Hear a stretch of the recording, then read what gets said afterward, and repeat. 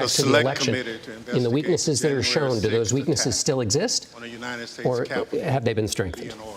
And now we have Chairman Benny Thompson's there. Let's listen in. Authorized to declare the committee in recess at any point. Pursuant to House Deposition Authority Regulation 10, the chair announces the committee's approval to release the deposition material presented during tonight's hearing.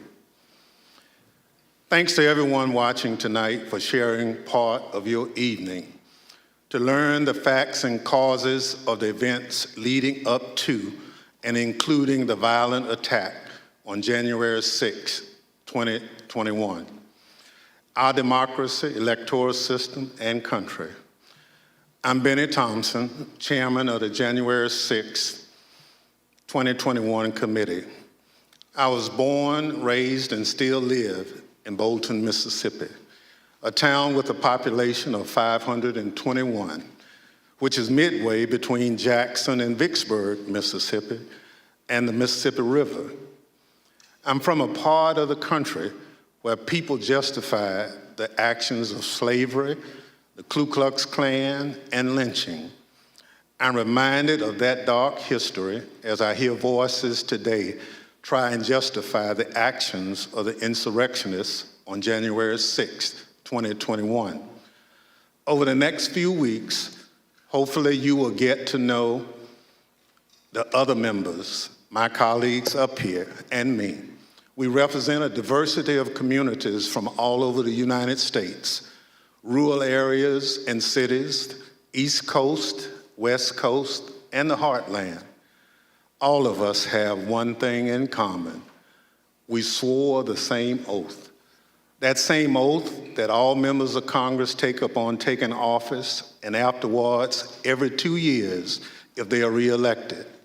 We swore an oath to defend the Constitution against all enemies, foreign and domestic.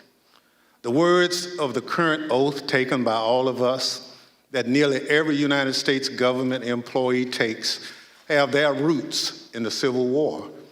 Throughout our history, the United States has fought against foreign enemies to preserve our democracy, electoral system, and country.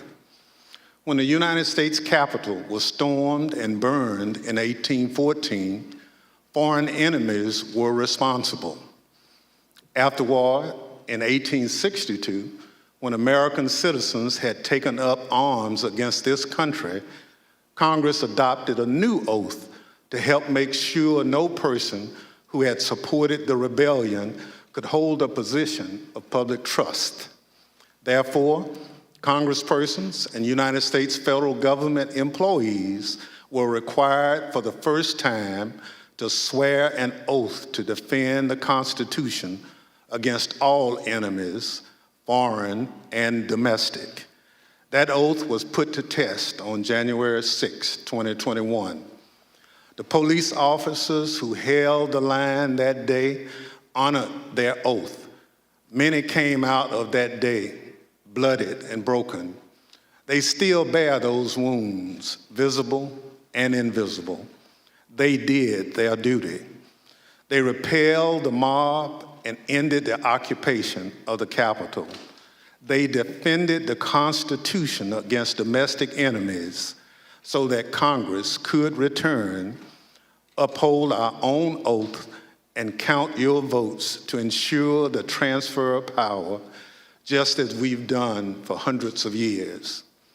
But unlike in 1814, it was domestic enemies of the Constitution who stormed the Capitol and occupied the Capitol, who sought to thwart the will of the people to stop the transfer of power. And so they did, so at the encouragement of the President of the United States. The President of the United States trying to stop the transfer of power, a precedent that had stood for 220 years, even as our democracy had faced its most difficult tests. Thinking back again to the Civil War in the summer of 1864, the President of the United States believed we would be doomed to his bid for re-election. He believed his opponent, General George McClellan, would wave the white flag when it came to preserving the Union. But even with that grim fate hanging in the balance, President Lincoln was ready to accept the will of the voters, come what may. He made a quiet pledge. He wrote down the words, "This morning, as for some days past, it seems exceedingly probable that this administration will not be reelected. Then it will be my duty to so cooperate with the president-elect. It will be my duty." Lincoln sealed that memo and asked his cabinet secretaries to sign it sight unseen. He asked them to make the same commitment he did, to accept defeat if indeed defeat was the will of the people, to uphold the rule of law, to do what every president who came before him did and what every president who followed him would do, until Donald Trump. Donald Trump lost the presidential election in 2020. The American people voted him out of office. It was not because of a rigged system. It was not because of voter fraud. Don't believe me? Hear what his former Attorney General had to say about it. I warn those who watching that this contains strong language. No, just what I've been through. I had 3 discussions with the president that I can recall. One was on November 23rd, one was on December 1st, and one was on December 14th. And I've been through sort of the give and take of those discussions. And in that context, I made it clear I did not agree with the idea of saying the election was stolen and putting out this stuff, which I told the president was bullshit. And, I didn't want to be a part of it, and that's one of the reasons that went into me deciding to leave when I did. I observed, I think it was on December 1st, that, how can you can't live in a world where the incumbent administration stays in power based on its view, unsupported by specific evidence, that there was fraud in the election. Bill Barr, on Election Day 2020, he was the Attorney General of the United States, the top law enforcement official in the country, telling the president exactly what he thought about claims of a stolen election. Donald Trump had his days in court to challenge the results. He was within his rights to seek those judgments. In the United States, law-abiding citizens have those tools for pursuing justice.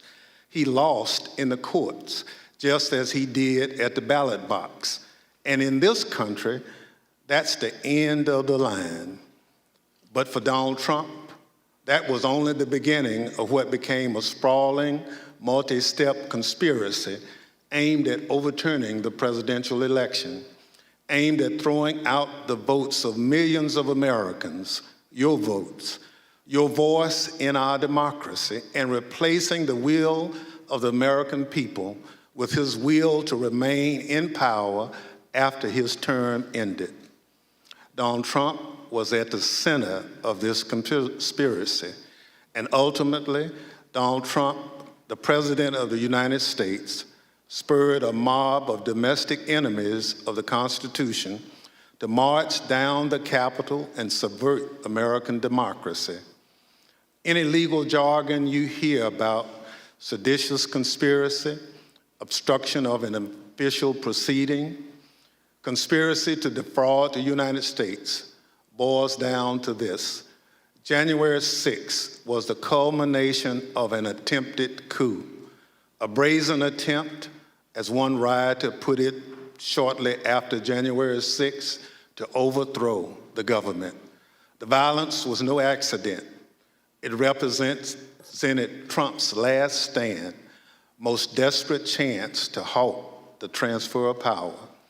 Now, you may hear those words and think, this is just another political attack on Donald Trump by people who don't like him. That's not the case. My colleagues and I all wanted an outside independent commission to investigate January 6th, similar to what we had after 9/11. But after first agreeing to the idea, Donald Trump's allies in Congress put a stop to it. Apparently, they don't want January 6th investigated at all. And in the last 17 months, many of those same people have tried to whitewash what happened on January 6th, to rewrite history, call it a tourist visit, label it legitimate political discourse. Donald Trump and his followers have adopted the words of the songwriter, "Do you believe me or your lying eyes?" We can't sweep what happened under the rug. The American people deserve answers. So I come before you this evening, not as a Democrat, but as an American who swore an oath to defend the Constitution. The Constitution doesn't protect just Democrats or just Republicans. It protects all of us, we the people. And this scheme was an attempt to undermine the will of the people. So tonight, and over the next few weeks, we're going to remind you of the reality of what happened that day.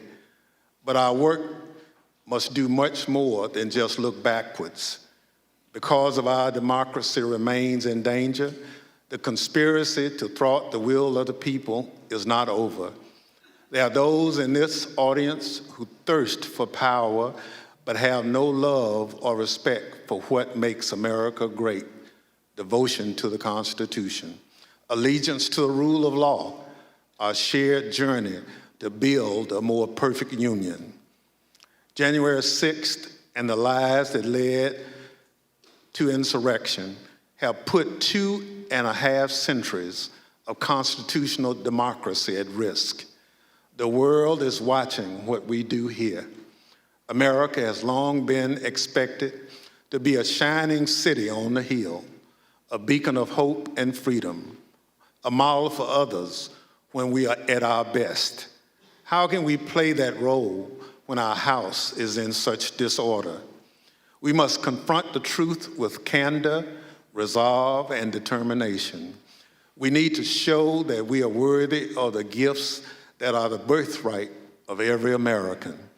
That begins here, and it begins now, with a true accounting of what happened and what led to the attack on our Constitution and our democracy. In this moment, when the dangers of our Constitution and our democracy loom large, nothing could be more important. Working alongside the public servants on this dais has been one of the greatest honors of my time in Congress. It's been a particular privilege to count as a partner in this effort and to count as a friend the gentlewoman from Wyoming, Ms. Cheney.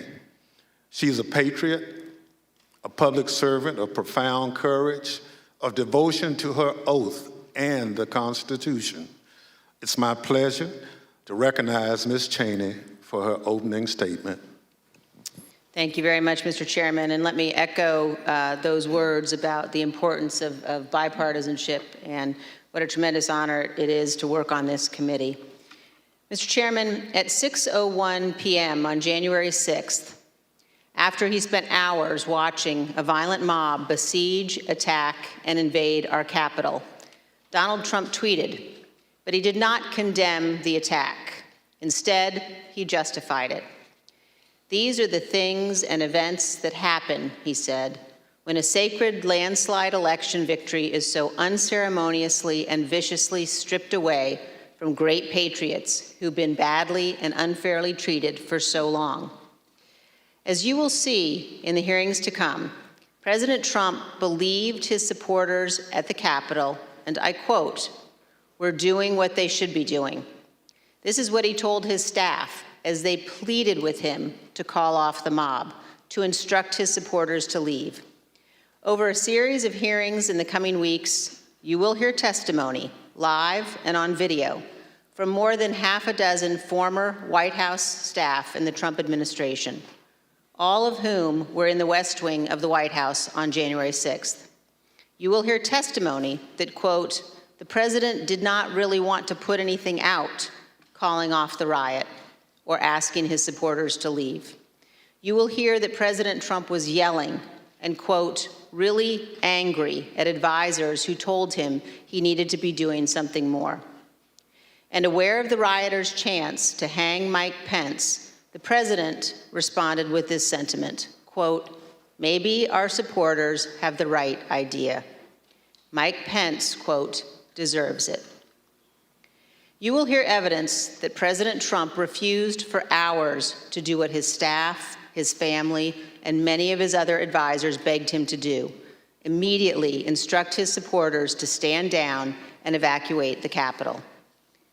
Tonight, you will see never-before-seen footage of the brutal attack on our Capitol, an attack that unfolded while a few blocks away, President Trump sat watching television in the dining room next to the Oval Office.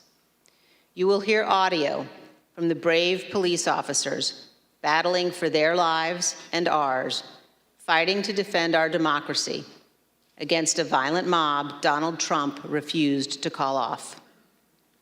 Tonight and in the weeks to come, you will see evidence of what motivated this violence, including directly from those who participated in this attack. You will see video of them explaining what caused them to do it. You will see their posts on social media. We will show you what they have said in federal court. On this point, there is no room for debate. Those who invaded our Capitol and battled law enforcement for hours were motivated by what President Trump had told them, that the election was stolen and that he was the rightful president.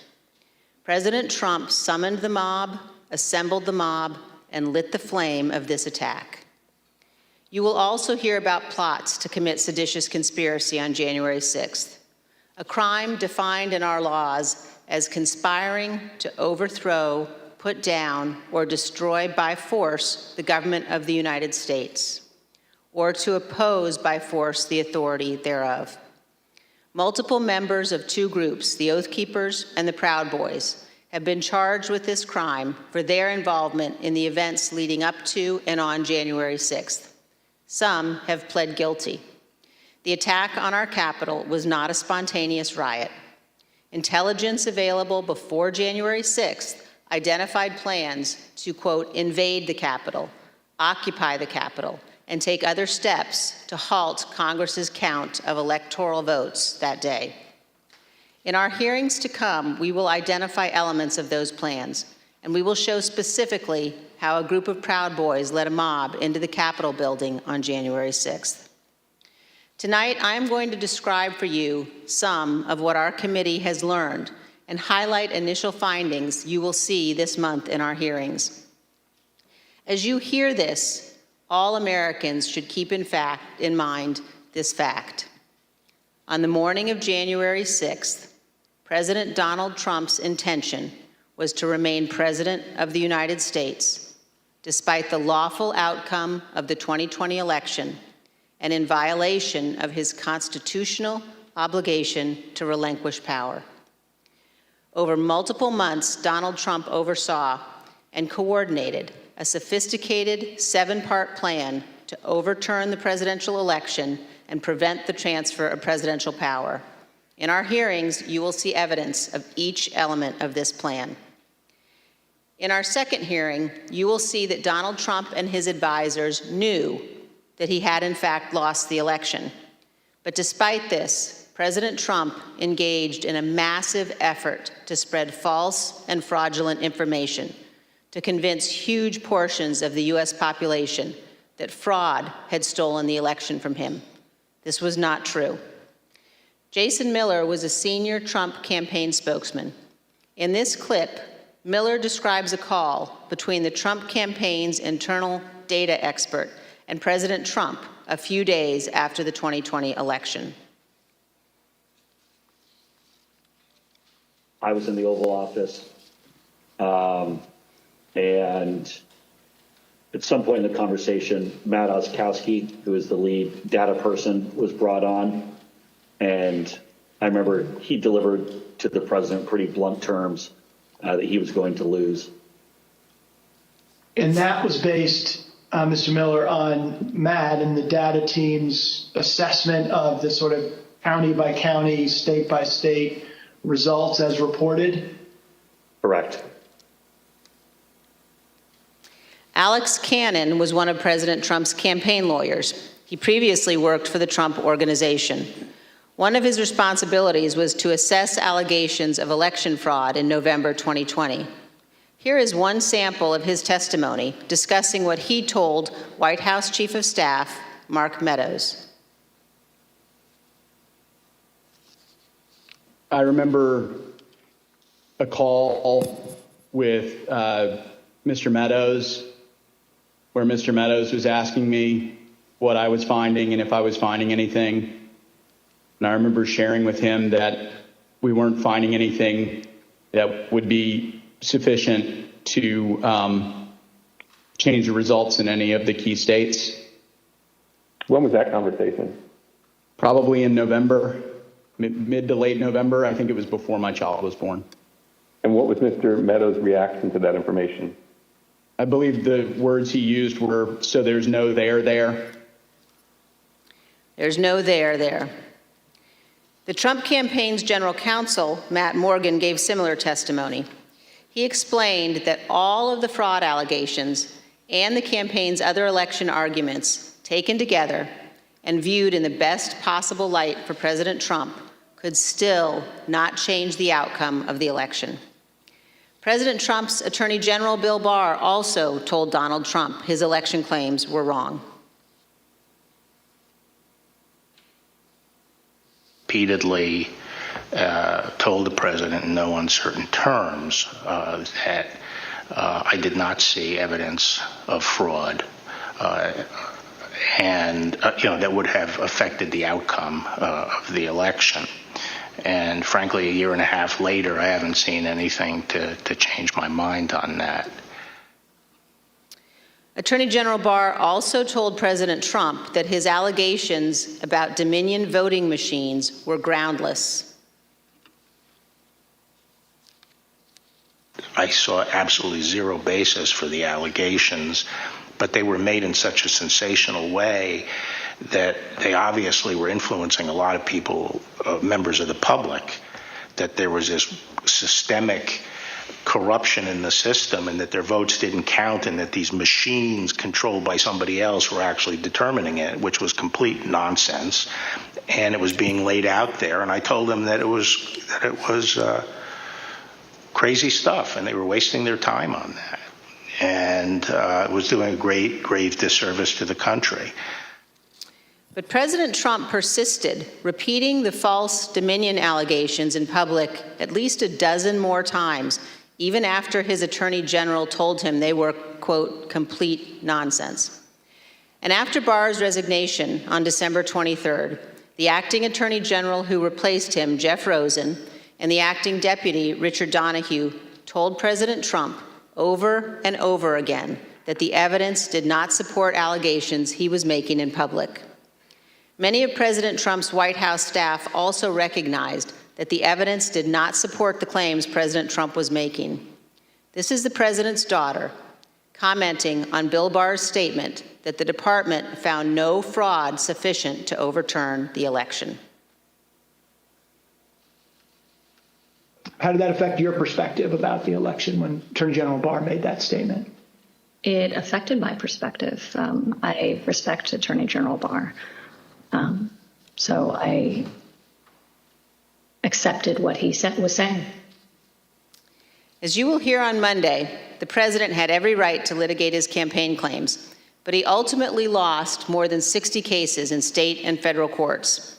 The president's claims in the election cases were so frivolous and unsupported that the president's lead lawyer, Rudy Giuliani, not only lost the lawsuits, his license to practice law was suspended. Here's what the court said of Mr. Giuliani. Giuliani communicated demonstrably false and misleading statements to courts, lawmakers, and the public at large in his capacity as lawyer for former President Donald J. Trump and the Trump campaign in connection with Trump's failed effort at re-election in 2020. As you will see in great detail in our hearings, President Trump ignored the rulings of our nation's courts. He ignored his own campaign leadership, his White House staff, many Republican state officials. He ignored the Department of Justice and the Department of Homeland Security. President Trump invested millions of dollars of campaign funds purposely spreading false information, running ads he knew were false, and convincing millions of Americans that the election was corrupt and that he was the true president. As you will see, this misinformation campaign provoked the violence on January 6th. In our third hearing, you will see that President Trump corruptly planned to replace the Attorney General of the United States so the U.S. Justice Department would spread his false stolen election claims. In the days before January 6th, President Trump told his top Justice Department officials, quote, "Just say the election was corrupt and leave the rest to me and the Republican congressman." Senior Justice Department officials, men he had appointed, told him they could not do that because it was not true. So President Trump decided to replace them. He offered Jeff Clark, an environmental lawyer at the Justice Department, the job of acting Attorney General. President Trump wanted Mr. Clark to take a number of steps, including sending this letter to Georgia and 5 other states, saying the U.S. Department of Justice had, quote, identified significant concerns that may have impacted the outcome of the election. This letter is a lie. The Department of Justice had, in fact, repeatedly told President Trump exactly the opposite, that they had investigated his stolen election allegations and found no credible fraud that could impact the outcome of the election. This letter and others like it would have urged multiple states to withdraw their official and lawful electoral votes for Biden. Acting Deputy Attorney General Richard Donoghue described Jeff Clark's letter this way, quote, "This would be a grave step for the department to take and could have tremendous constitutional, political, and social ramifications for this country." The committee agrees with Mr. Donoghue's assessment.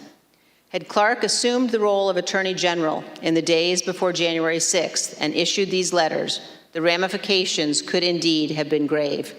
Mr. Donoghue also said this about Clark's plan. And I recall toward the end saying, what you're proposing is nothing less than the United States Justice Department meddling in the outcome of a presidential election. In our hearings, you will hear firsthand how the senior leadership of the Department of Justice threatened to resign, how the White House counsel threatened to resign, and how they confronted Donald Trump and Jeff Clark in the Oval Office. The men involved, including Acting Attorney General Jeff Rosen and Acting Deputy Attorney General Richard Donoghue, were appointed by President Trump. These men honored their oaths of office, they did their duty, and you will hear from them in our hearings. By contrast, Jeff Clark has invoked his Fifth Amendment privilege against self-incrimination and refused to testify. Representative Scott Perry, who was also involved in trying to get Clark appointed as Attorney General, has refused to testify here. As you will see, Representative Perry contacted the White House in the weeks after January 6th to seek a presidential pardon. Multiple other Republican congressmen also sought presidential pardons for their roles in attempting to overturn the 2020 election. In our fourth hearing, we will focus on President Trump's efforts to pressure Vice President Mike Pence to refuse to count electoral votes on January 6th. Vice President Pence has spoken publicly about this.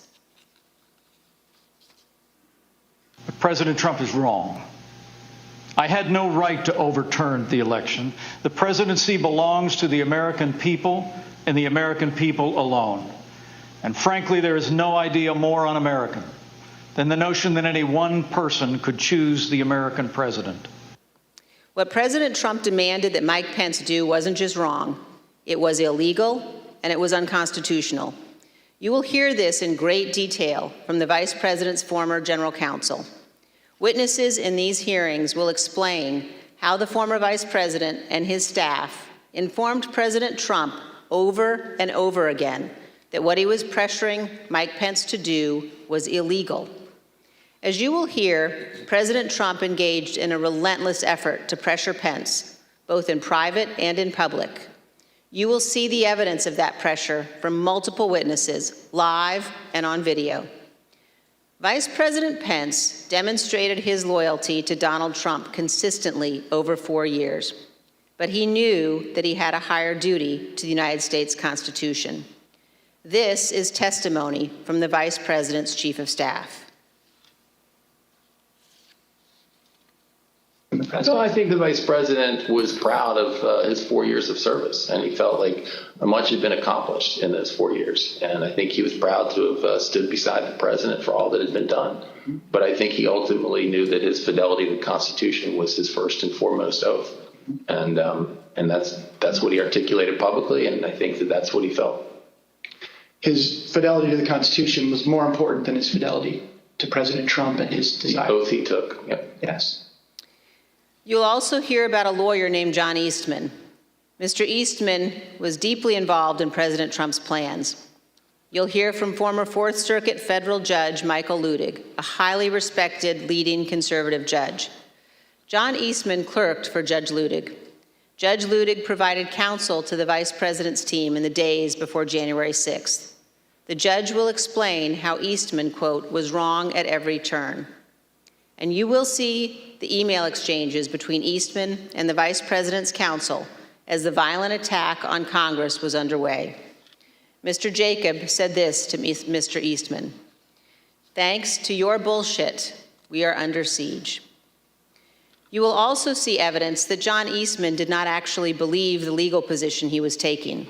In fact, a month before the 2020 election, Eastman took exactly the opposite view on the same legal issues. In the course of the Select Committee's work to obtain information from Mr. Eastman, we have had occasion to present evidence to a federal judge. The judge evaluated the facts, and he reached the conclusion that President Trump's efforts to pressure Vice President Pence to act illegally by refusing to count electoral votes likely violated 2 federal criminal statutes. And the judge also said this: if Dr. Eastman and President Trump's plan had worked, it would have permanently ended the peaceful transition of power, undermining American democracy and the Constitution. If the country does not commit to investigating and pursuing accountability for those responsible, the court fears January 6th will repeat itself. Every American should read what this federal judge has written. The same judge, Judge Carter, issued another decision on Tuesday night, just this week, indicating that John Eastman and other Trump lawyers knew that their legal arguments had no real chance of success in court, but they relied on those arguments anyway to try to, quote, overturn a Democratic election. And you will hear that while Congress was under attack on January 6th and the hours following the violence, the Trump legal team in the Willard Hotel War Room continued to work to halt the count of electoral votes. In our 5th hearing, you will see evidence that President Trump corruptly pressured state legislators and election officials to change election results. You will hear additional details about President Trump's call to Georgia officials, urging them to, quote, find 11,780 votes, votes that did not exist, and his efforts to get states to rescind certified electoral slates without factual basis and contrary to law. You will hear new details about the Trump campaign and other Trump associates' efforts to instruct Republican officials in multiple states to create intentionally false electoral slates and transmit those slates to Congress, to the Vice President, and the National Archives, falsely certifying that Trump won states he actually lost. In our final 2 June hearings, you will hear how President Trump summoned a violent mob and directed them illegally to march on the United States Capitol.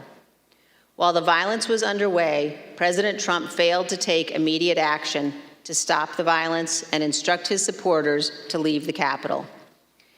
As we present these initial findings, keep 2 points in mind. First, our investigation is still ongoing, so what we make public here will not be the complete set of information we will ultimately disclose.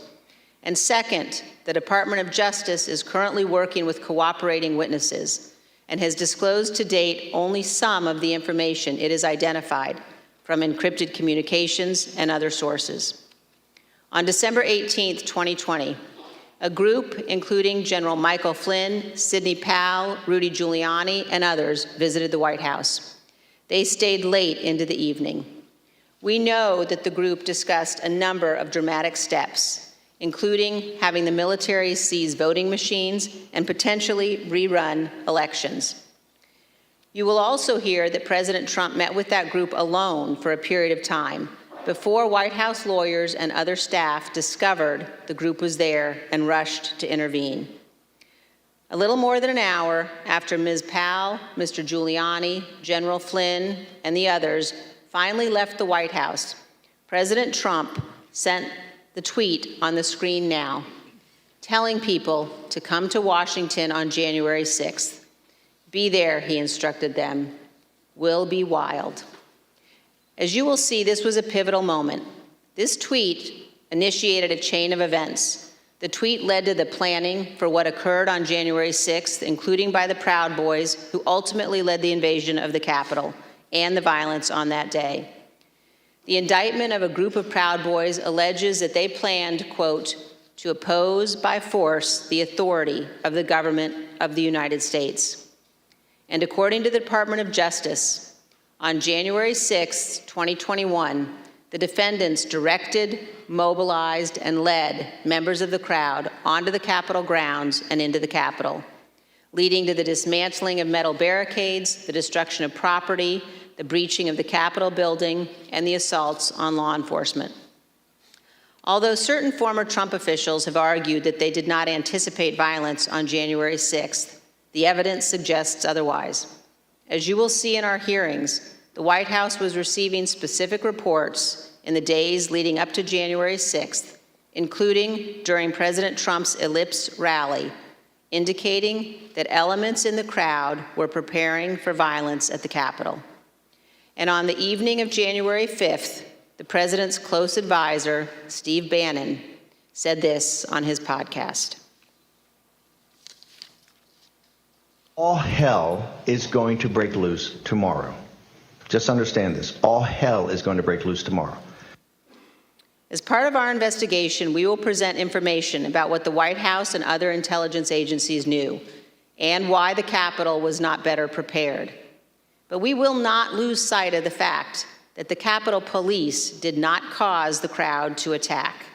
And we will not blame the violence that day, violence provoked by Donald Trump, on the officers who bravely defended all of us.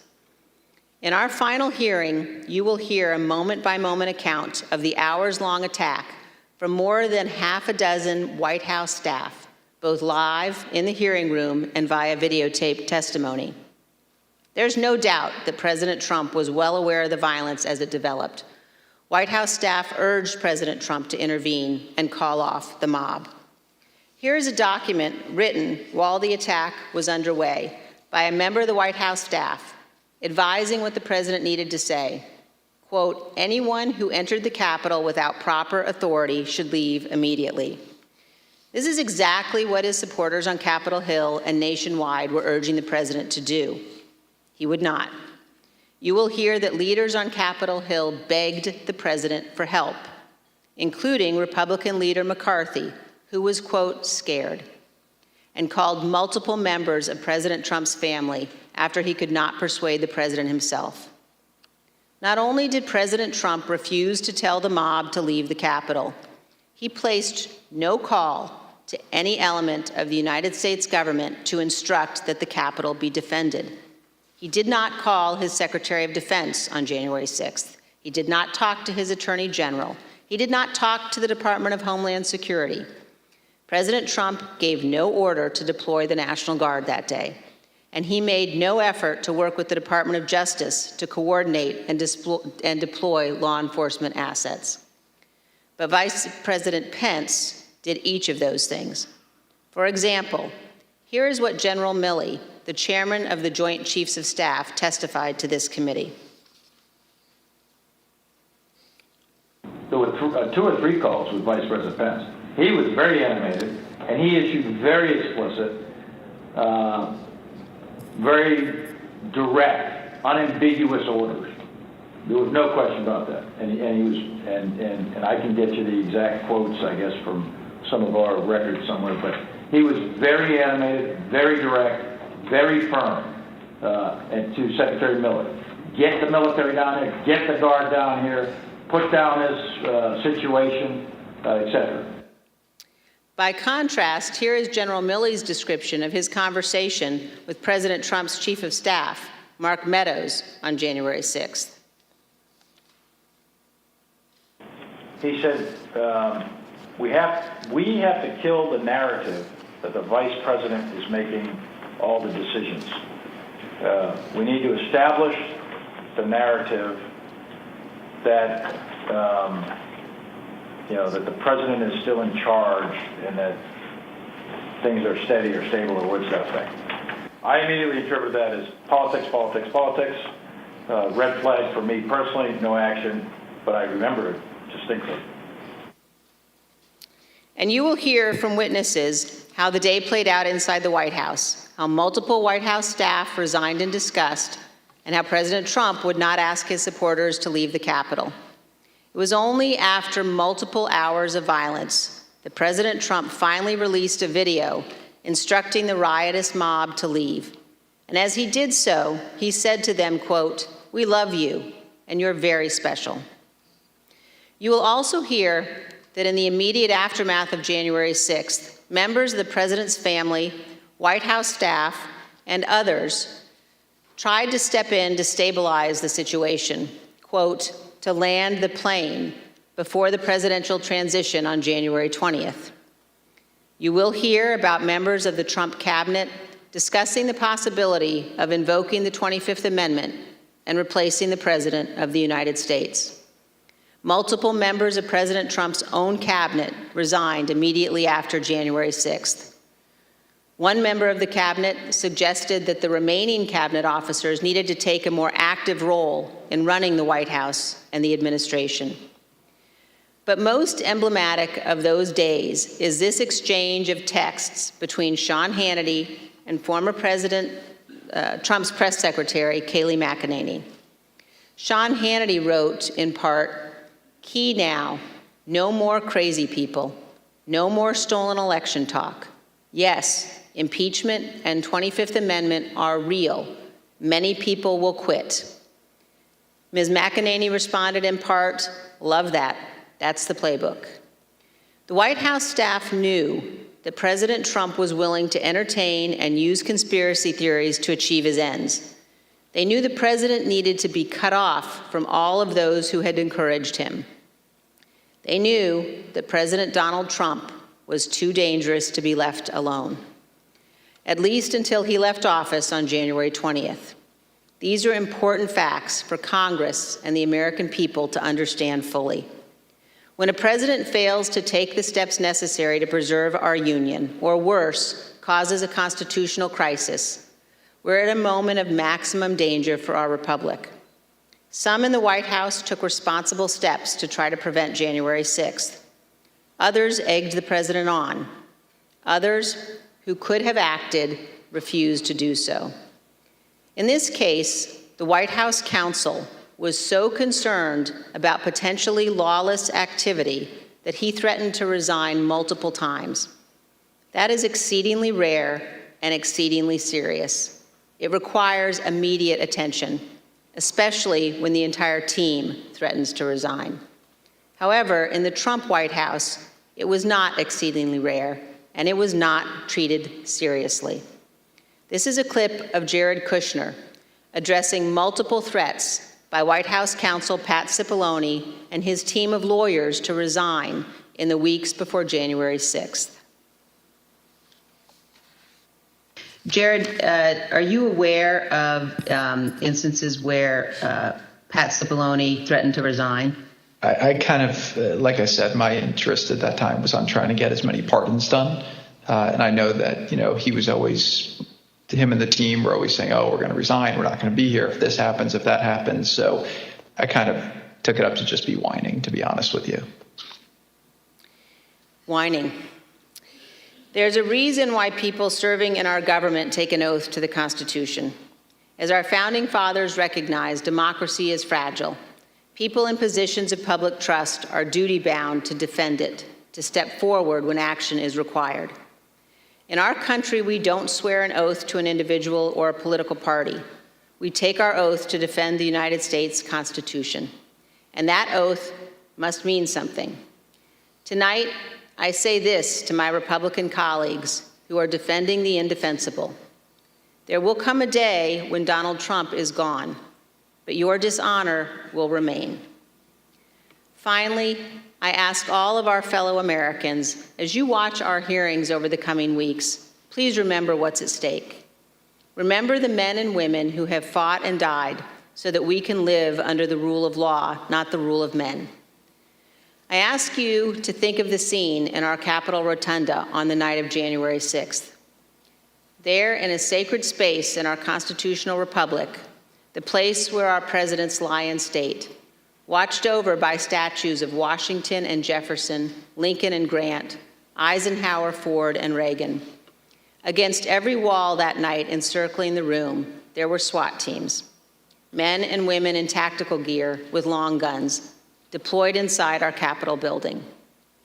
There in the rotunda, these brave men and women rested beneath paintings depicting the earliest scenes of our republic, including one painted in 1824 depicting George Washington resigning his commission, voluntarily relinquishing power, handing control of the Continental Army back to Congress. With this noble act, Washington set the indispensable example of the peaceful transfer of power, what President Reagan called nothing less than a miracle. The sacred obligation to defend this peaceful transfer of power has been honored by every American president, except one. As Americans, we all have a duty to ensure that what happened on January 6th never happens again, to set aside partisan battles, to stand together to perpetuate and preserve our great republic. Thank you, Mr. Chairman. As we provide answers to American people about January 6th, it's important that we remember exactly what took place. That this was no tourist visit to the Capitol. Most of the footage we are about to play has never been seen. The Select Committee obtained it as a part of our investigation. This isn't easy to watch. I want to warn everyone that this video includes violence and strong language. Without objection, I include in the record a video presentation of the violence of January 6th. Proud of your boy! Proud of your boy! Proud of your boy! Yeah, just for awareness, be advised, there's probably about 300 Proud Boys. They're marching eastbound in this 400 block of kind of Independence, actually on the mall towards the United States Capitol. I am not allowed to say what's going to happen today because everyone's just going to have to watch for themselves. But it's going to happen. Something's going to happen. Whose streets? Our streets! Whose streets? Our streets! Whose streets? Our streets!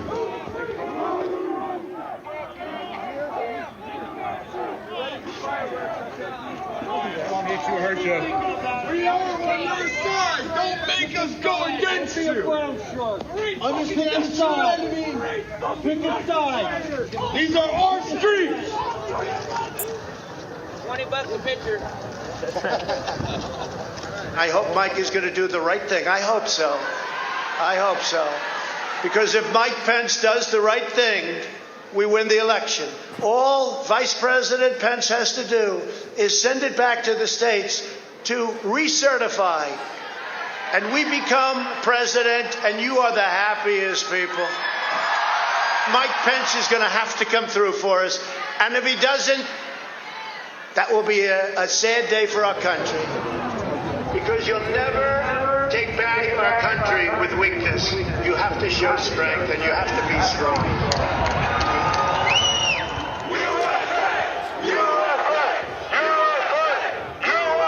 Cruiser 50, it does look like we're going to have an ad hoc march stepping off here. There's a crowd surge heading east. We love Trump! We love Trump! We love Trump! We love Trump! We love Trump! We love Trump! We love Trump! Mike Pence, I hope you're going to stand up for the good of our Constitution and for the good of our country. And if you're not, I'm going to be very disappointed in you. I will tell you right now.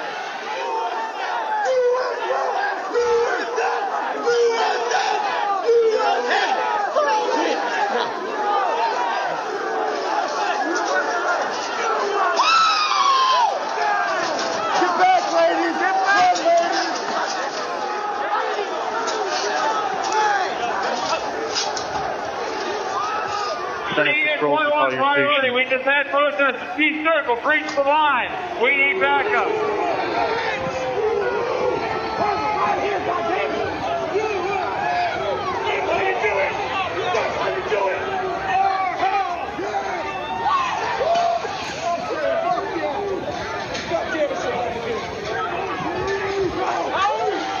Madam Speaker, the Vice President and the United States Senate.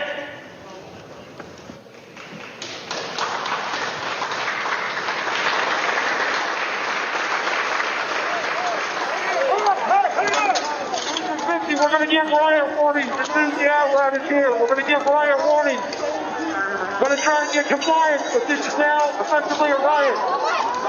49 hours declaring it a riot. Cruiser 5 to 50, be advised, Capitol Police 1 advised they're trying to breach and get into the Capitol. 50, I copy.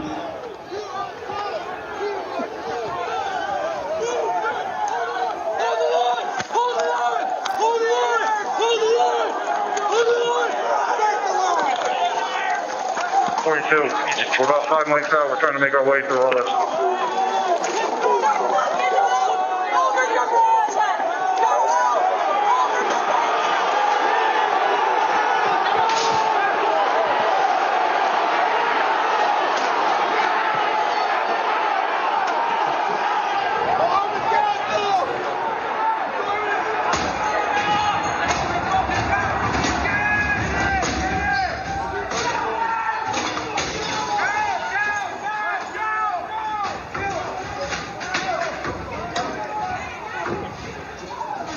We have a breach of the Capitol!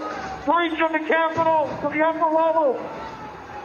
Jack, be advised they're requesting additional resources on the east side as they've broken into that window and they're trying to kick it in.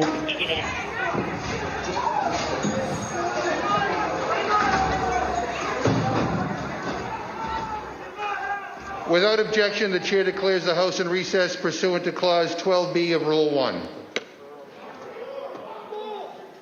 Mike Pence didn't have the courage to do what should have been done to protect our country and our Constitution, giving states a chance to certify a corrected set of facts, not the fraudulent or inaccurate ones which they were asked to previously certify. The U.S. demands the truth. Bring out Pence. Bring out Pence. Bring out Pence.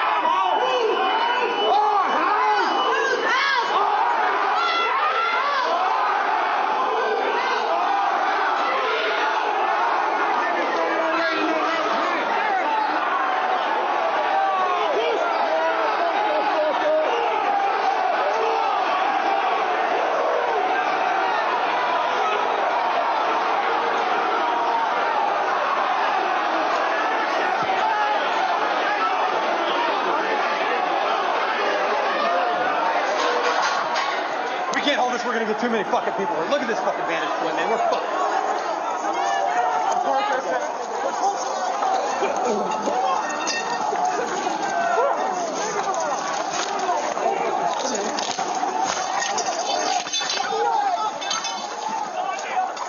We need an area for the House members.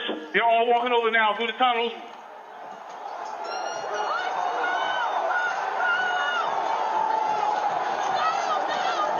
We're trying to hold the upper deck. We are trying to hold the upper deck now. We need to hold the doors of the Capitol.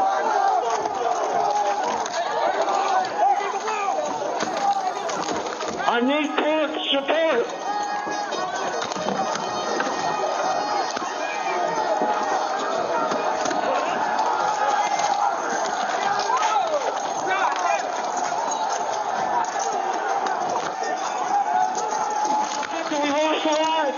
We lost the line.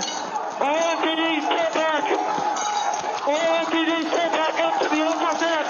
All MPDs pull back to the upper deck. ASAP.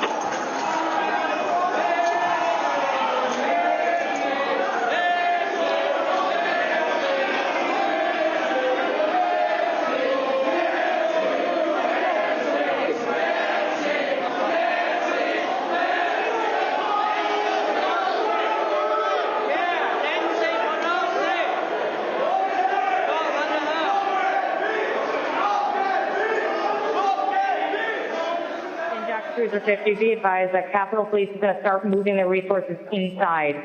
They're going to start the M4 officers first.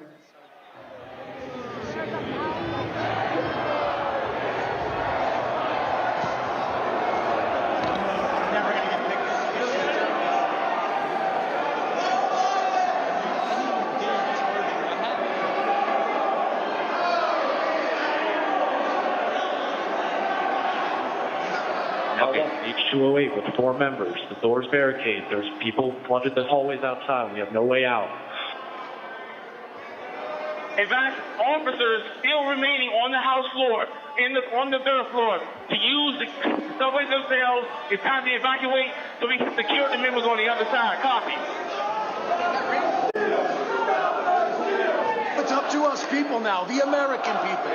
What are you ready to do? One more time. What are you ready to do? And whatever it takes, I'll lay my life down if it takes. Absolutely.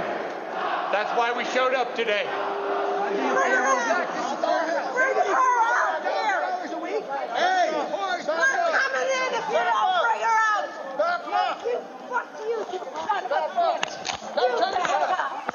You back up! I have myself on back. Don't even try. Get him out! Get him out! Get him up! He loves you guys! Get him up! Hold up! Get him up! Hold up!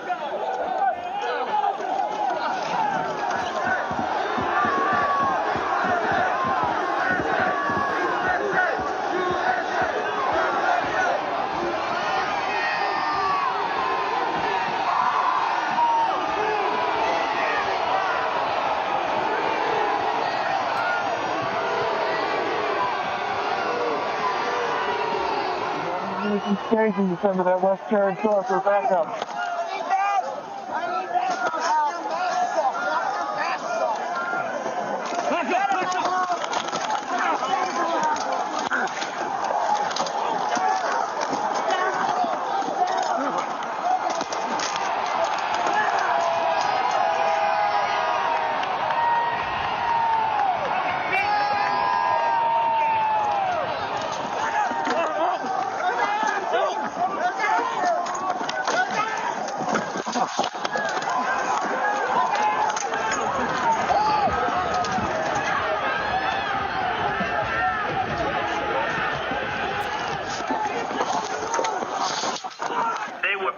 People. These were great people. The crowd was unbelievable. And I mentioned the word love. The love in the air. I've never seen anything like it.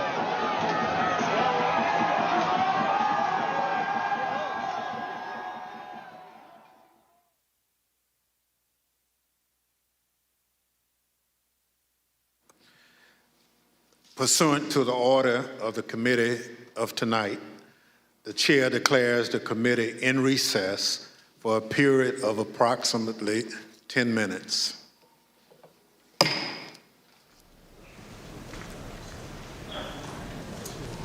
And powerful testimony, new testimony from depositions that we have just heard from this congressional committee and new video. I want to bring in Nicole Killian, who covers Capitol Hill for us. And Nicole, I know you've spoken with many of those Capitol police officers, more than 140 of them wounded in this attack. And maybe what many of our viewers could not see is some of them are there in the room tonight. We're going to hear from them after this break. And this is difficult to watch. It is, because they have to relive this experience, and not just with this testimony, but literally every day. Today I spoke with Sergeant Gunnell, who served with the U.S. Capitol Police. And, even when he's on duty, he tries to avoid certain areas of the Capitol because he doesn't want to relive that moment. And what many people at home didn't see, and what they're seeing now, is that, many of them are tearing up. That was Officer Harry Dunn, Sergeant Gunnell, Sandra Garza, whose partner, Brian Sicknick, was killed in the attack. I have spoken to all of them over the better course of this year. And I think what's really striking to me, especially, coming off of some of these hearings with respect to these school shootings, just the pain and anguish that you see in these families' faces, and that we're seeing in the faces of people like Harry Dunn and Sergeant Gunnell and Sandra Garza. It's indescribable. It's something that no one wants to go through. And so I think that is why, again, you are seeing these hearings. You heard the panel lay out the evidence, because they want the American people to understand the trauma from that day, not just on a personal level for the people who fought against this mob, but also the trauma to our country. Yeah, I think you said that so well. The trauma to our democracy, the trauma to these Capitol police officers, many of them are on a first name basis with the Republican and Democratic lawmakers that they protect every single day. And what the testimony showed, we heard from new people saying that the president, it wasn't just the courts who told him that the election was not stolen. It wasn't just the audits that told him, but within his own campaign, not just as Attorney General, we've heard about that in Peril and other places, but people inside the campaign told him there was no theft, there was no stolen election, and yet he unleashed everything that led right to the pain that you're talking about. The founders worried about two things: a president who would abuse the office to stay in power, and one who would whip up the mob. What they showed tonight is the president did both. And that's exactly what the founders of the Constitution were worried about. And Nancy, describe what was new today in those depositions. I mean, they started out with the former Attorney General, Bill Barr, describing 3 meetings in which he said to the President of the United States that these claims of fraud are BS, and he said the full word. Right. And you had not just him, but other Department of Justice officials. You had White House counsel. You had other White House aides. You had Trump family members. You had outside advisors, people who are still dedicated to the former president today, all telling him that they believe there was no there there. That's the exact quote. They didn't think that there was any evidence of fraud. They were urging him to let this go. And from Ivanka Trump on down, they said they believed what Bill Barr was saying. They understood it. And yet the former president wouldn't let it go. And it got to the point, you heard from Liz Cheney, where they were afraid to leave him alone because they thought he might once again start talking to some of these individuals, John Eastman and others, who were telling him to press on and to continue this fool's errand of arguing and convincing many of his own supporters, obviously, that there was fraud and that this election was stolen from him. Well, let's bring in our chief election and campaign correspondent, Robert Costa. And Bob, I mean, you just spoke with Liz Cheney. She gave this detailed report tonight where she described an attempted coup by the President of the United States.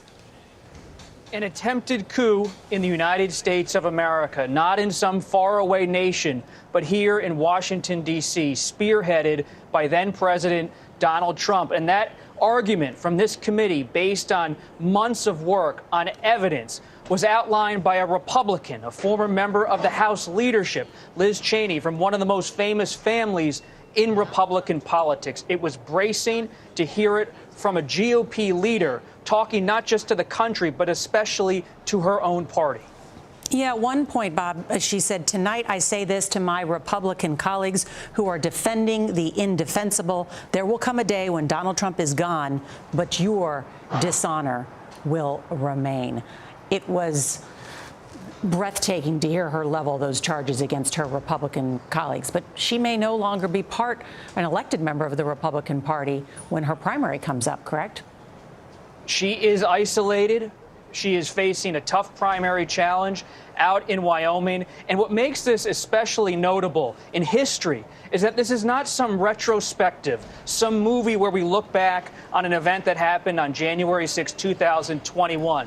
Former President Trump remains on the march in the Republican Party, eyeing a return, a 2024 presidential bid. He holds immense political capital in the GOP, even though he has been hobbled in some primary contests. This is a real issue facing the country and the Republican Party, a crossroads for a party that has long gone along with President Trump.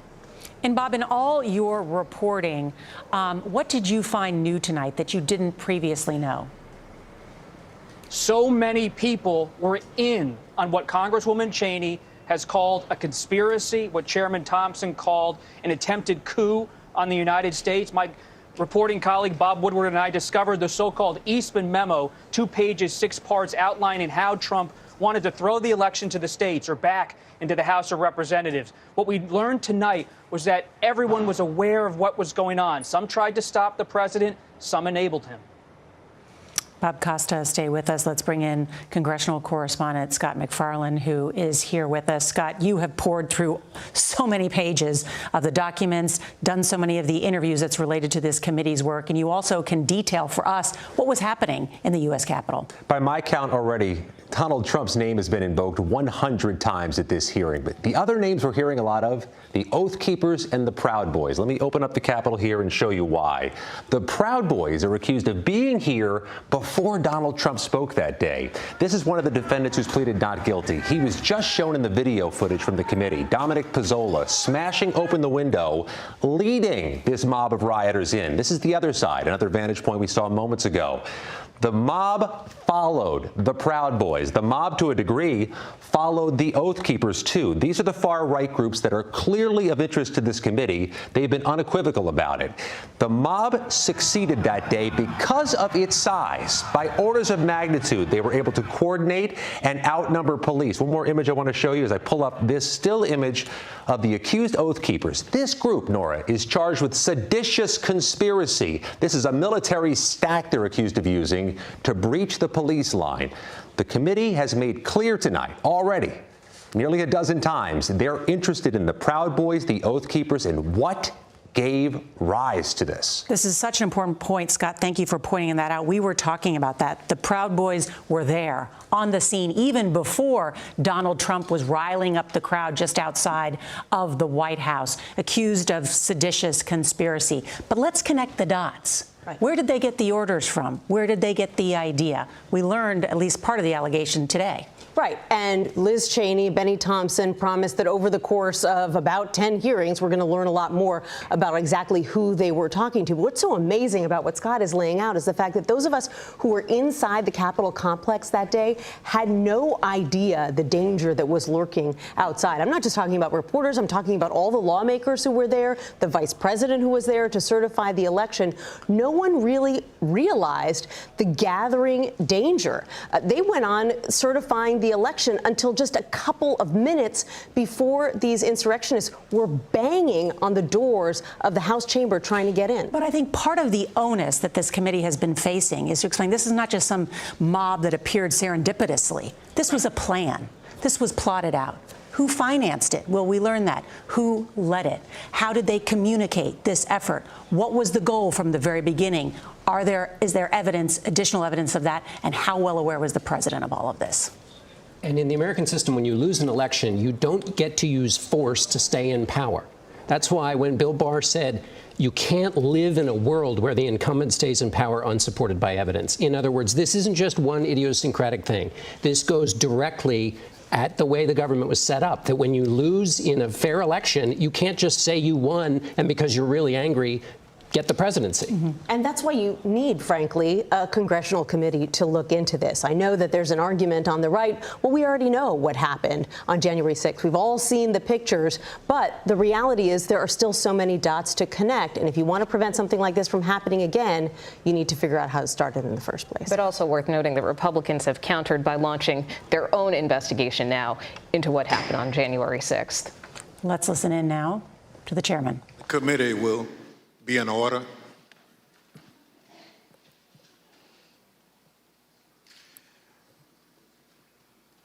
I want to thank our witnesses for being with us this evening to share their firsthand accounts of that terrible day.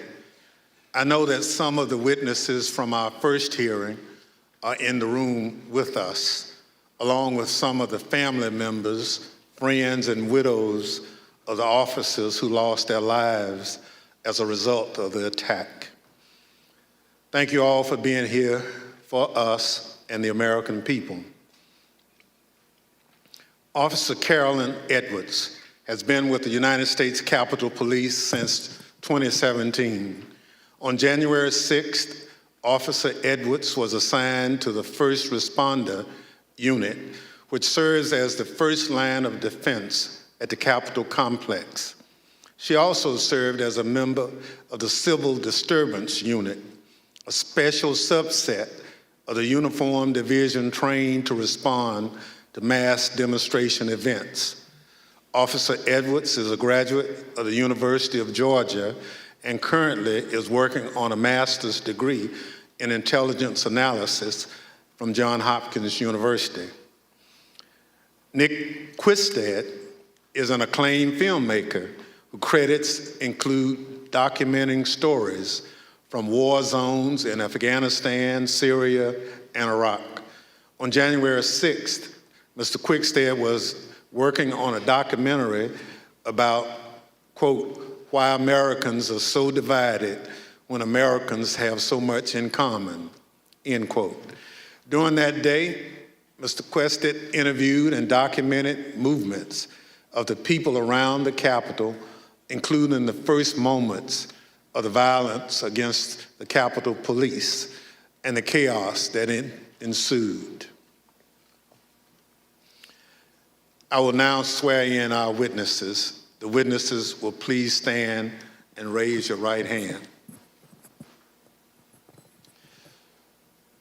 Do you swear and affirm under penalty of perjury that the testimony you're about to give is the truth, the whole truth, and nothing but the truth, so help you God?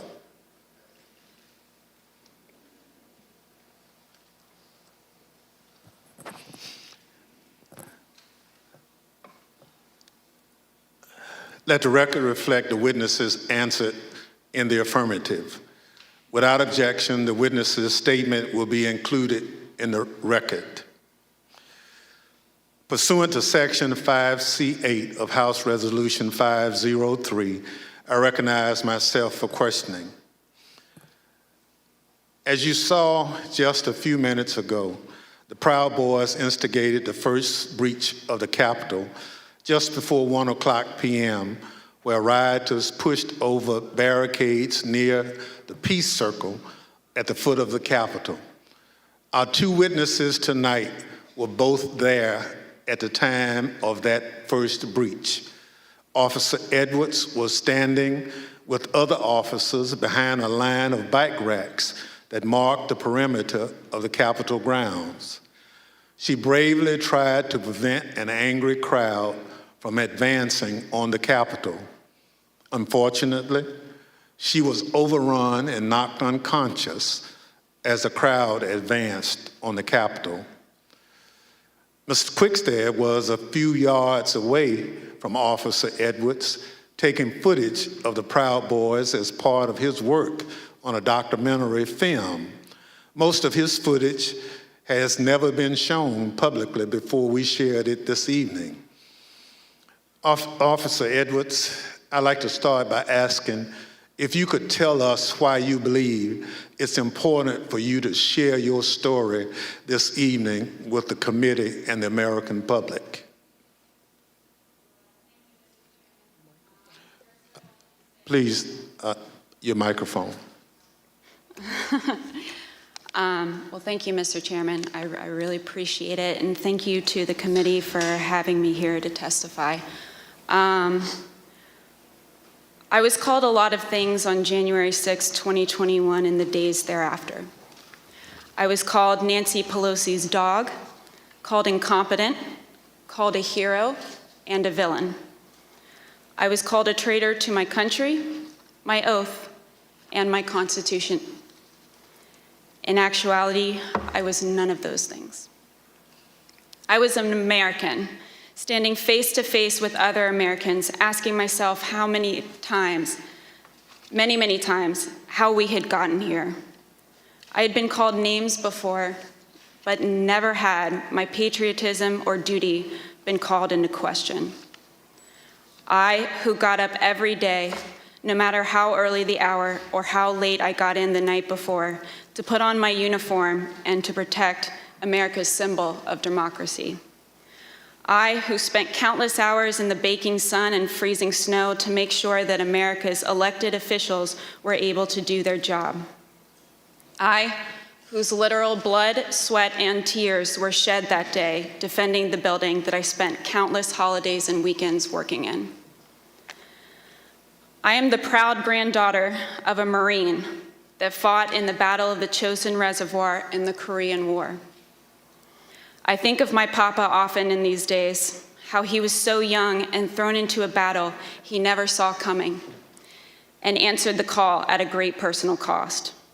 How he lived the rest of his days with bullets and shrapnel in his legs, but never once complained about his sacrifice. I would like to think that he would be proud of me, proud of his granddaughter that stood her ground that day and continued fighting, even though she was wounded, like he did many years ago. I am my grandfather's granddaughter, proud to put on a uniform and serve my country. They dared to question my honor. They dared to question my loyalty. And they dared to question my duty. I'm a proud American, and I will gladly sacrifice everything to make sure that the America my grandfather defended is here for many years to come. Thank you. Officer Edwards, your story and your service is important, and I thank you for being here tonight.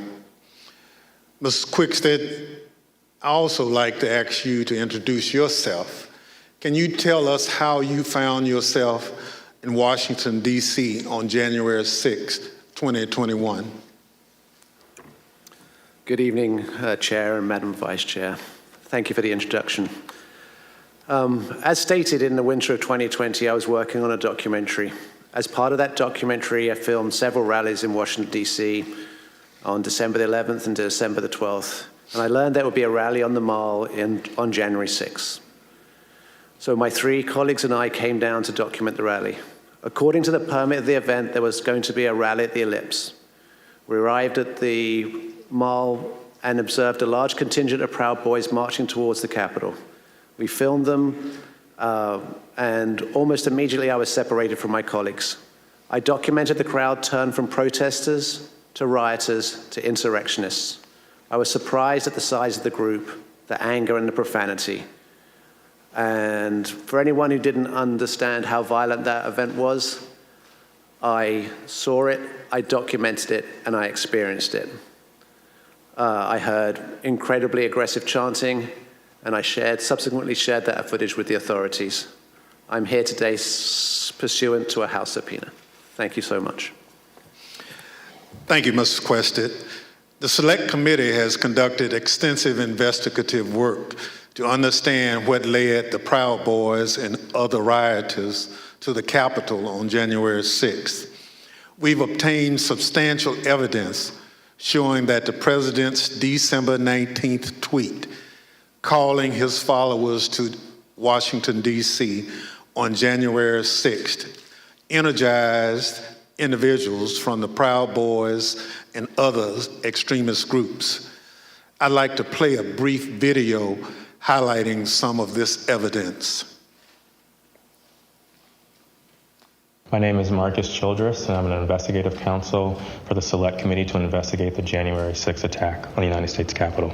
What do you want to call them? Give me a name. Give me a white name. Supremacists and Who would you like me to condemn? White supremacists and right Proud Boys.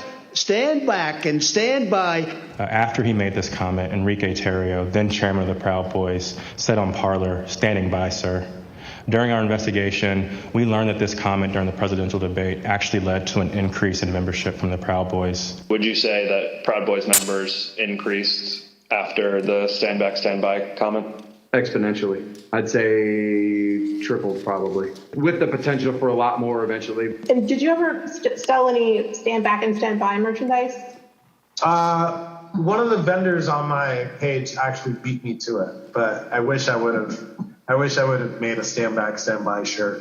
On December 19th, President Trump tweeted about the January 6th rally and told attendees, "Be there, we'll be wild." Many of the witnesses that we interviewed were inspired by the president's call and came to D.C. for January 6th. But the extremists, they took it a step further. They viewed this tweet as a call to arms. A day later, the Department of Justice describes how the Proud Boys created a chat called the Ministry of Self-Defense Leadership Chat. In this chat, the Proud Boys established a command structure in anticipation of coming back to D.C. on January 6th. The Department of Justice describes Mr. Tarrio coming into possession of a document called the 1776 Returns, which describes individuals occupying key buildings around the United States Capitol. The Oath Keepers are another group that the committee investigated. You better get your ass to D.C., folks, this Saturday. Yeah, if you don't, there'll be no more republic. But we're not going to let that happen. It's not even an if. It's either President Trump is encouraged and bolstered and strengthened to do what he must do, or we wind up in a bloody fight. We all know that. The fight's coming. The Oath Keepers began planning to block the peaceful transfer of power shortly after the November 3rd election. And according to the Department of Justice, Stuart Rhodes, the Oath Keepers leader, said to his followers that we were not going to get through this without a civil war. In response to the December 19th, 2020 tweet by President Trump, the Oath Keepers focused on January 6th in Washington, D.C. In response to the tweet, one member, the president of the Florida chapter, put on social media, "The president called us to the Capitol. He wants us to make it wild." The goal was for the Oath Keepers to be called to duty so that they could keep the president in power, although President Trump had just lost the election. The committee learned that the Oath Keepers set up quick reaction forces outside of the city in Virginia where they stored arms. The goal of these quick reaction forces was to be on standby just in case President Trump invoked the Insurrection Act. Did the Oath Keepers ever provide weapons to members? I'm going to decline to answer that and put them at grounds for due process grounds. In footage obtained by the committee, we learned that on the night of January 5th, Enrique Tarrio and Stuart Rhodes met in a parking garage in Washington, D.C. There's mutual respect there. I think we're fighting the same fight, and I think that's what's important. The committee learned that the Oath Keepers went into the Capitol through the east doors in two stack formations. The DOJ alleges that one of the stacks went into the Capitol looking for Speaker Pelosi, although they never found her. As the attack was unfolding, Mr. Tarrio took credit. In documents obtained by the Department of Justice, Mr. Tarrio said in an encrypted chat, "Make no mistake, and we did this." Later on that evening, Mr. Tarrio even posted a video which seemed to resemble him in front of the Capitol with a black cape, and the title of the video was Premonition. The evidence developed by the Select Committee and the Department of Justice highlights how each group participated on the attack on the Capitol on January 6th. In fact, the investigation revealed that it was individuals associated with the Proud Boys who instigated the initial breach at the Peace Circle at 12:53 p.m.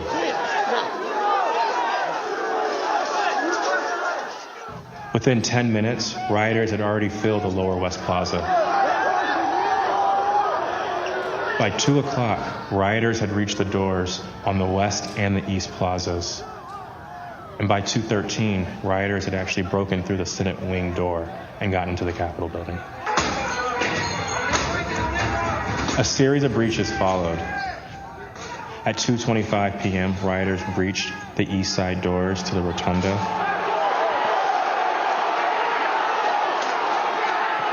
And then right after 2:40 p.m., rioters breached the east side doors near the Ways and Means room. Once the rioters infiltrated the Capitol, they moved through the crypt, the Rotunda, the hallways leading to the House chambers, and even inside the Senate chambers.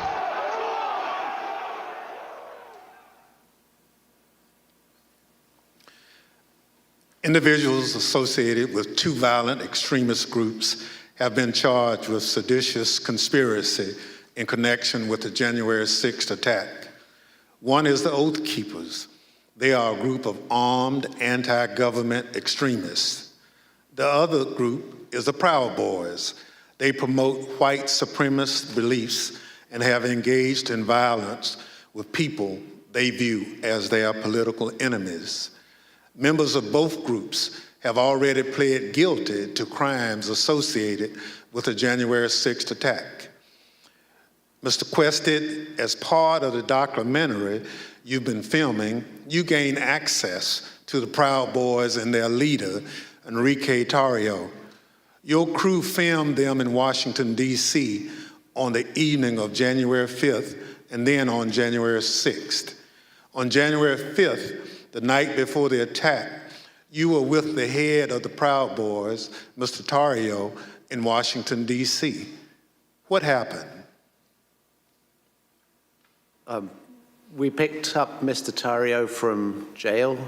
He'd been arrested for carrying some magazines, some extra capacity magazines, and he took responsibility for the burning of the Black Lives Matter flag that was stolen from the church on December the 12th.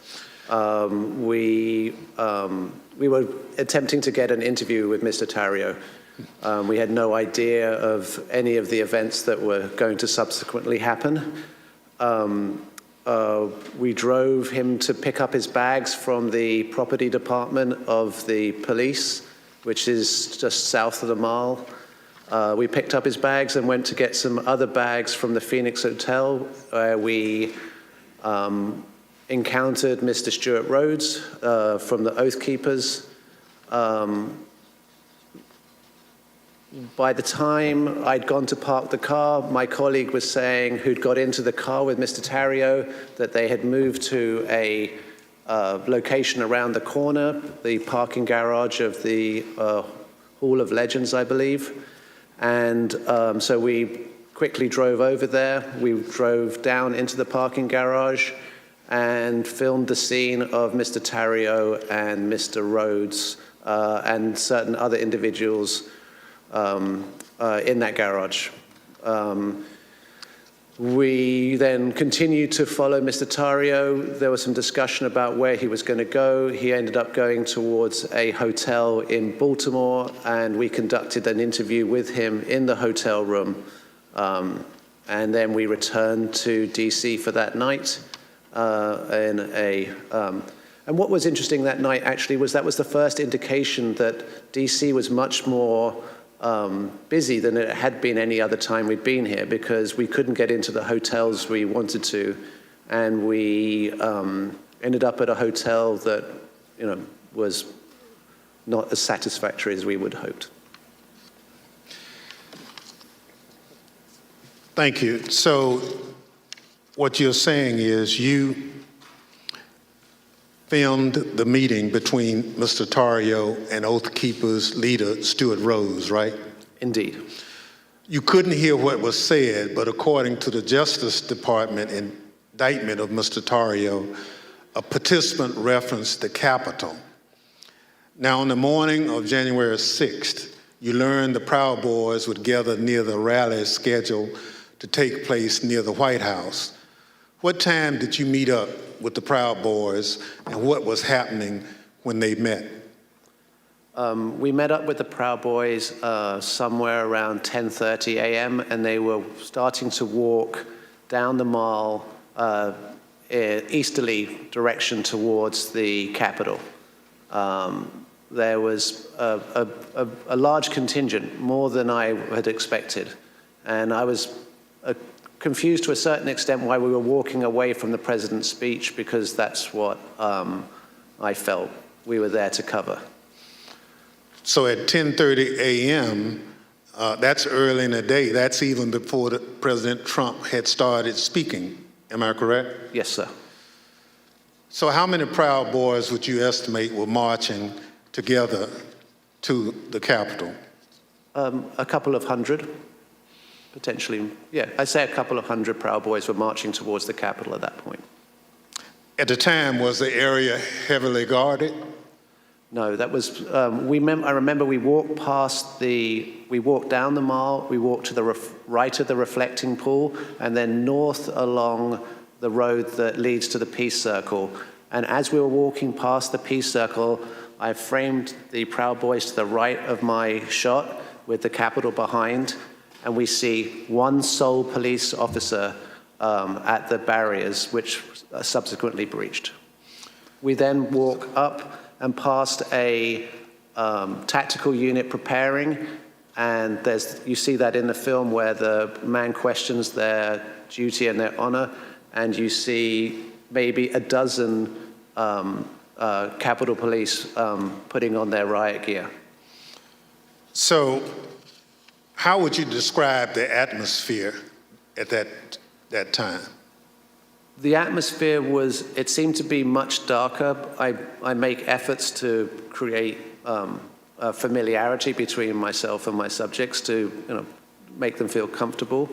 And the atmosphere was much darker this day than had been in these other days. And there was also a contingent of Proud Boys that I hadn't met before from Arizona who appeared to wear these orange hats and had orange armbands. So when the Proud Boys went back down the hill to the Peace Circle, did a larger crowd start together? Well, no. First of all, we went round to the back and down the steps, and we took some photographs on the east side of the Capitol, and then we went for lunch. We went for tacos. So, Mr. Quested, you're a journalist, so you're careful to stick to things that you have observed. But what you've told us is highly relevant. Let me highlight a few key facts that you and others have provided the committee. First, there was a large group of Proud Boys present at the Capitol. We know that from multiple sources. You now estimate that there were around 250 to 300 individuals that you've testified. They weren't there for President Trump's speech. We know this because they left that area to march toward the Capitol before the speech began. They walked around the Capitol that morning. I'm concerned this allowed them to see what defenses were in place and where weaknesses might be. And they decided to launch their attack at the Peace Circle, which is the front door of the Capitol complex. It's the first security perimeter that those marching from the ellipse would have to come to as they moved toward the Capitol.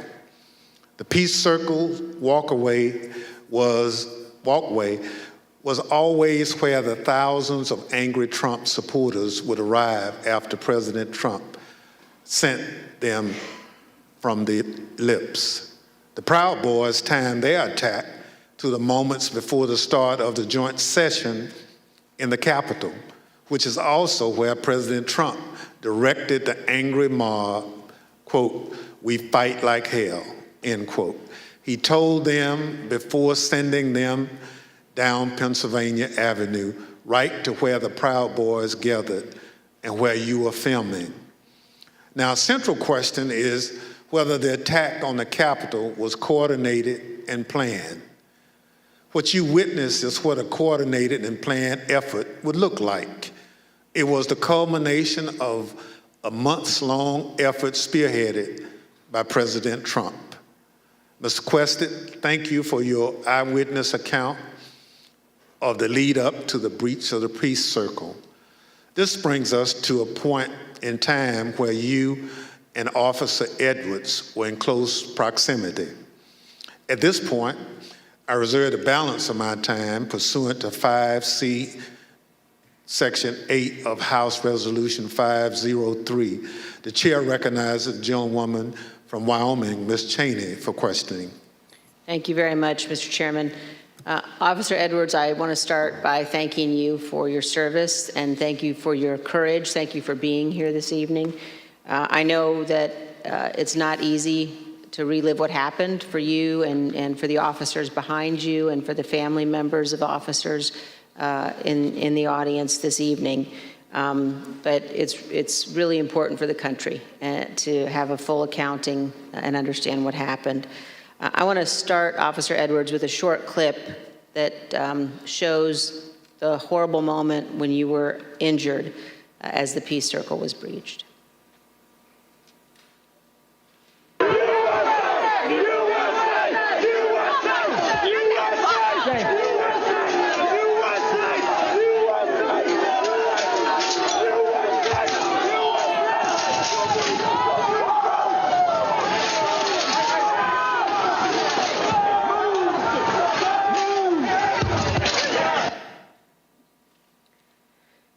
Officer Edwards, can you describe the crowd that had assembled at the Peace Circle as you and your fellow officers stood behind and guarded the bike racks at the Peace Circle? Yes, so there were about, I want to say about 5 of us on that line. And there was our bike rack, and then at the bottom of the Pennsylvania Avenue walkway, or right by Peace Circle, there was another bike rack. And so the crowd had kind of gathered there. It was the crowd led by Joseph Biggs, and they were mostly in civilian clothes. There were some who had military fatigues on. We could see people with bulletproof vests on, things like that. They didn't seem, extremely cohesive, but they had gathered there in their outfits, but they had gathered there together, and Joseph Biggs started, he had a megaphone, and he started talking about, first it was things kind of relating to Congress, and then the tables started turning once the, what is now the Arizona group is what you said, the crowd with orange hats, they came up chanting F-U-C-K, Antifa, and they joined that group. And once they joined that group, Joseph Biggs' rhetoric turned to the Capitol Police. He started asking us questions like, you didn't miss a paycheck during the pandemic, mentioning stuff about our pay scale was mentioned, and started turning the tables on us.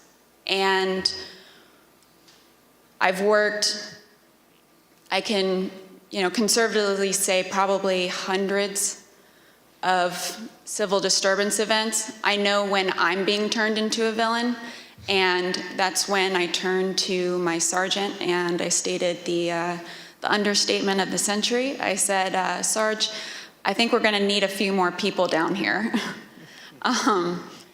And so after that, I think they started conferring. They went a little silent. They started conferring among each other.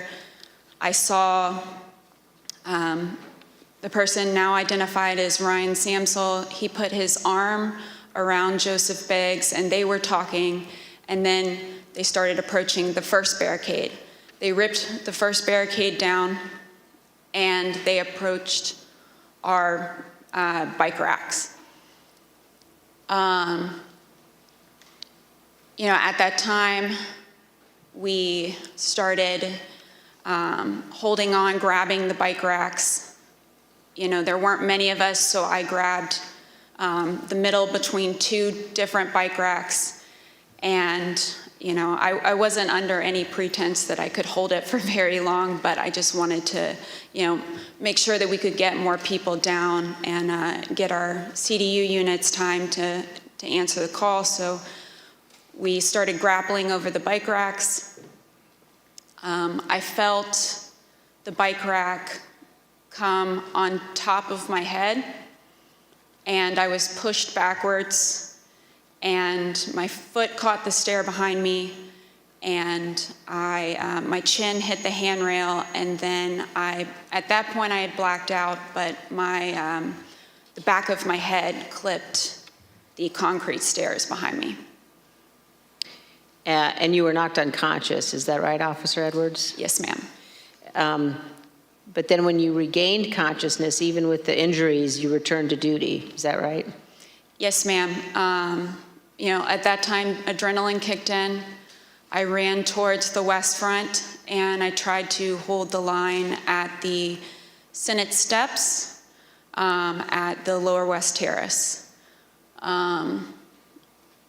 More people kept coming at us.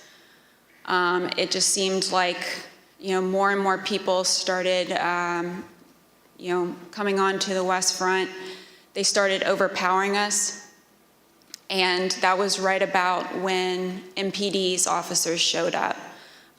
Their bike officers pushed the crowd back and allowed our CDU units as well as theirs to form that line that you see, that very thin line between us and the protesters or the rioters, at that time. I fell behind that line, and for a while I started decontaminating people who had gotten sprayed and treating people medically who needed it. And then you were injured again there on the West Terrace, is that right, Officer Edwards? Yes, ma'am. So after a while, I got back on the line. It was on the house side of the Lower West Terrace. And I was holding that line for a while. There weren't many of us over there. And Officer Sicknick was behind me for most of the time, for about 30 to 45 minutes that I was down there. We were just, as the best we could, we were just, grappling over bike racks and trying to hold them as quick as possible. All of a sudden, I see movement to the left of me, and I turned, and it was Officer Sicknick with his head in his hands.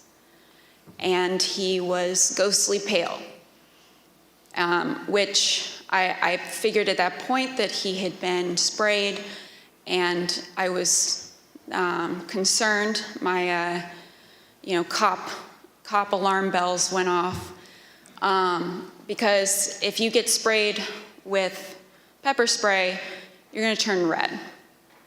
He turned just about as pale as this sheet of paper. And so I looked back to see what had hit him, what had happened, and that's when I got sprayed in the eyes as well. I was taken to be decontaminated by another officer, but we didn't get the chance because we were then tear gassed. And we are going to play just a brief clip of that moment that you've just described, Officer Edwards.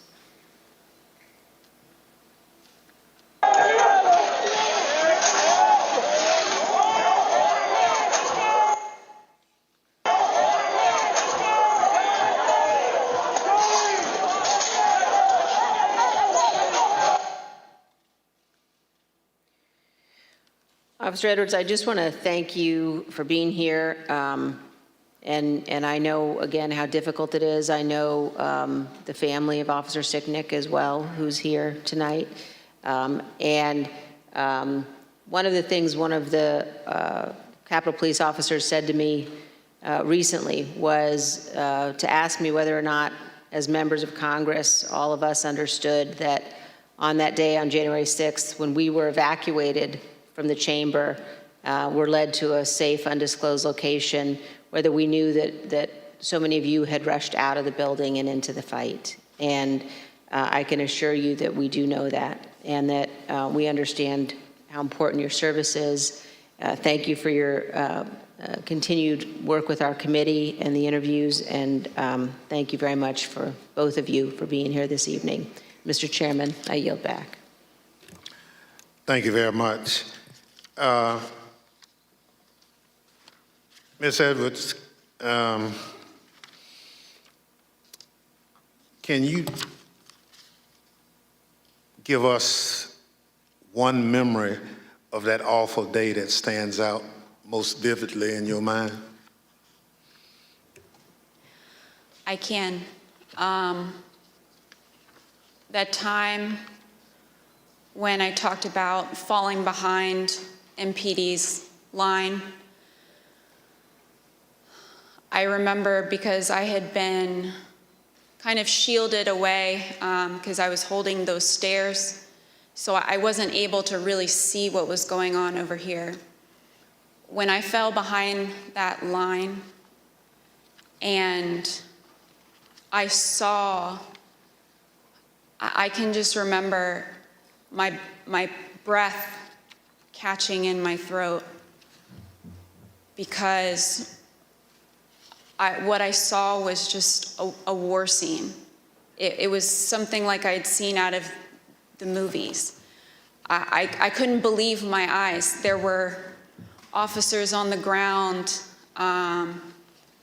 you know, they were bleeding, they were throwing up, they were, you know, they had, I mean, I saw friends with blood all over their faces. I was slipping in people's blood.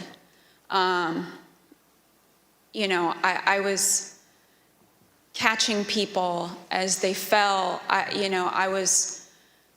It was carnage. It was chaos.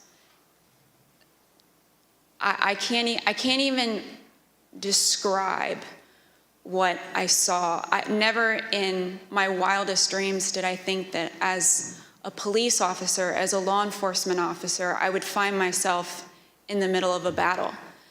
You know, I'm trained to detain, you know, a couple of subjects and handle a crowd, but I'm not combat trained. And that day, it was just hours of hand-to-hand combat, hours of dealing with things that were way beyond any law enforcement officer has ever trained for. And I just remember that moment of stepping behind the line and just seeing the absolute war zone that the West Front had become.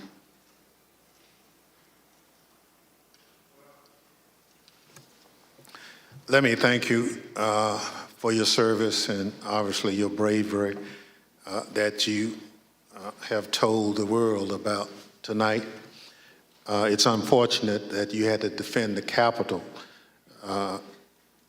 from fellow Americans.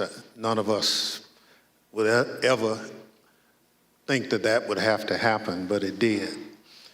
So let me thank our witnesses for joining us tonight and sharing their experiences with America.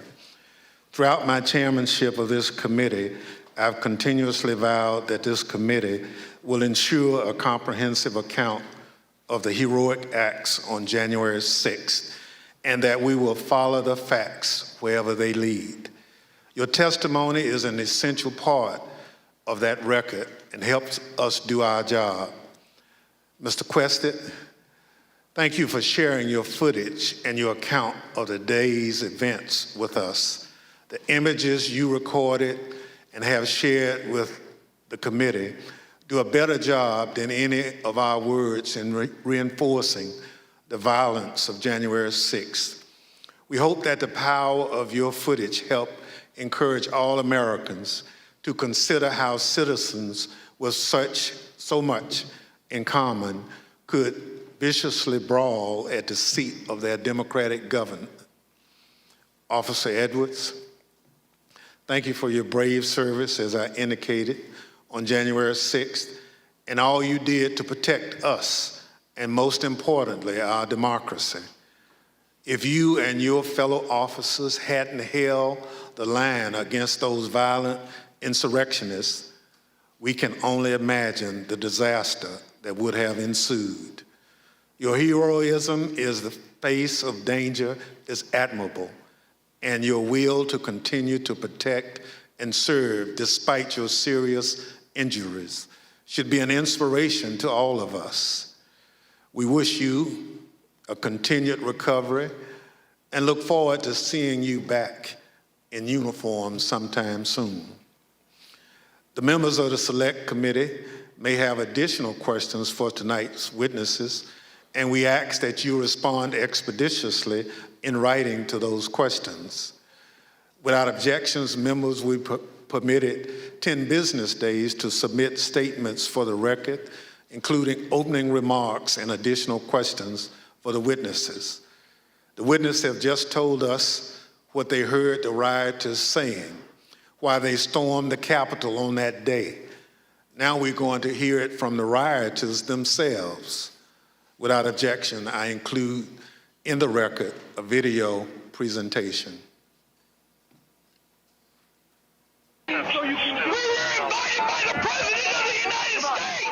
What really made me want to come was the fact that, I had supported Trump all that time. I did believe, that the election was being stolen. And Trump asked us to come. He personally asked for us to come to D.C. that day.